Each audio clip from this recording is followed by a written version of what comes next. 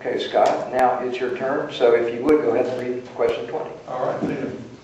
What do you feel is the best way to solve the unemployment problem, and what steps are you going to take in the House to fix this problem, and here in Arkansas as well as nationally? Again, it's simple. It is lessening the burden of government on the people. We are in a situation right now where since 2008 we have had nothing but more government burden, and I got news for you. In 15 years, the effects that we have from since 2008 are going to be dramatic. There's going to be so much more burden on the government. We've got to stop in 2010. It's got to be the beginning of the end in 2010. And I know that sounds like an old Muhammad Ali fight comment, but that's exactly what it is. We've got to go fight to lessen the burden of government on the people.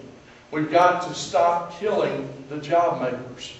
We have got to stop. Government jobs are not a long-term sustainable solution to our problems. Small businesses, we employ 75% of people in this nation. Get them off our backs, get them out of your pockets. The economy will do fine. The overall goal should be to make our market the envy of the world. We should have a market where businesses around the world want to come here, want to do business here. And we are in danger of losing so many more businesses than we already have because we overtax them and we overregulate them, and then we scratch our heads wondering why job creation is lagging to a lot of other countries. It makes sense. We punish them. What I've said on the campaign trail all along is you can't love the job and hate the job creator. And specifically, we need to stop the things I talked about earlier, cap and trade. We need to do something about this health care bill. But we also need to extend the 01 and 03 tax cuts and make the estate tax death permanent. All right. Do you believe that the Commerce Clause grants Congress the authority to regulate the health insurance market as outlined in the recent health care bill? Why or why not? No, and I alluded to that earlier. I believe that the Congress has consistently overstepped its bounds by relying on the Commerce Clause. And that has been a problem for decades, and there's a whole line of cases building on that original Wickert v. Filburn case that I mentioned earlier. I think that the glimmer of hope that we had relatively recently was the Lopez case. And that is where the court, the conservative members of the court, decided that Congress had gone too far. It had taken its reasoning as to what constituted commerce, it had taken it too far. Now that case dealt with possessing a firearm in a school. And what the court said is, look, the issue there is not whether you should have a firearm in the school. The issue is, can Congress rely upon the Commerce Clause to regulate this? And the court basically said no. And I believe this case, with the health care bill, you're talking about regulating inactivity. And that is something that's another stretch that the Congress is trying to make. And I think that with the court we have, that is an issue ripe for stopping the bill.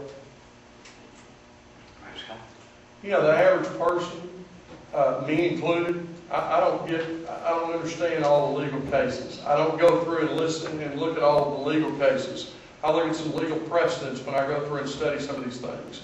And, you know, I believe that mandating individuals to purchase insurance through Obamacare is simply has nothing to do with interstate commerce. That is an individual thing. That is not interstate commerce. You know, I believe it is unconstitutional and it's far outside of the federal government's and the Congress's authority. Simple as that. We need to watch, we've got to watch the constitutional challenges and encourage our AG to join in, and let's see what happens, then defund and eventually repeal this entitlement. All right, our last question. Scott, what is your position on, oh, here we go, sorry.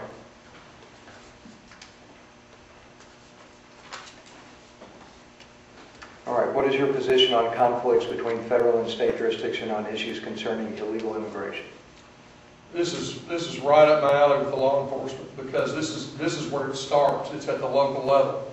You know, I pull people over and they don't have IDs or they have fake IDs, and we can take them to jail and we can hold them for a little bit, but we have to let them go. The federal government does not come down here and take those people and go to court. It's simply not working. We've got to go back to what I said originally. We've got to start attrition by enforcement of the laws that we have across this nation. We've got to get it down to a manageable number, and we've got to enforce the laws. And that's what's not happening right now. We had, Jeremy Hutchinson got passed a law in the state legislature that allowed local law enforcement to detain illegals. And you know what?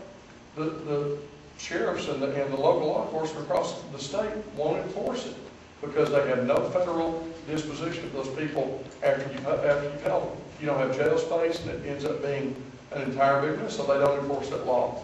It's time to start enforcing the laws that we have. We've got to start taking proactive steps across the board, and we will see them leave as quickly as they can. Take away the benefits and the reason for them being here, they're not going to stay here.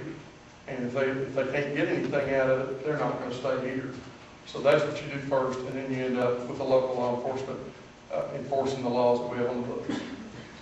With regard to the conflict part of your question, I think the Decana case addressed this and basically said that when the federal government preempts and there's conflict, then obviously the federal law would rule in those cases. But more broadly, the issue here is that there's plenty of, the federal government constitutionally has to focus on the visa aspect of it and the border security aspect of it. But there's plenty of room under the 10th Amendment for states to serve as laboratories of democracy, as we saw with welfare reform in the mid-90s, and can try all sorts of innovations to help address the illegal immigrant problem, such as putting restrictions on the issuance of driver's license, etc.